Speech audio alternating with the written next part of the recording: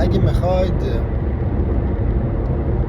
توی خارج از کشور پارتنر خوب پیدا کنید، دنس شروع کنید، دنس های 2 نفره.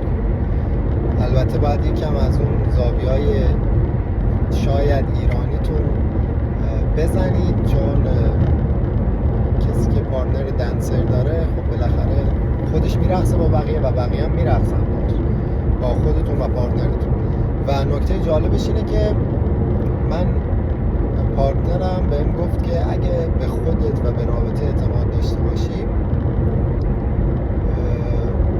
2 نفر دنسر بودن میتونه توی سالیان دراز این رابطه رو زنده و پرشور نگه داره.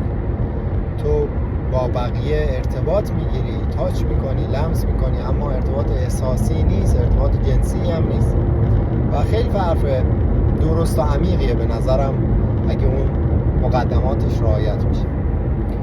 بعد اگه احساس تنهایی میکنید تو خارج از کشور، دنبال یک جامعه و کامیونیتی و یک گروهی هستید که عضوش بشید، دنسای 2 نفره عالی.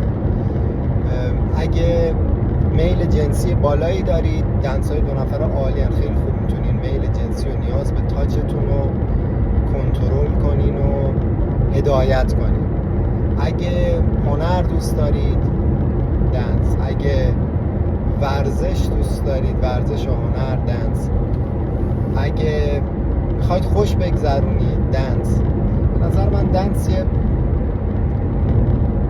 واقعا ورزش و هنر و مدیتیشن با همه اینا به نظرم با همه و خیلی خوشحال میشم بازم راهنماییتون کنم. اگه راجع به رقص یا دنس سوالی داشتید، امیدوارم که هر جا هستید شاد و سلامت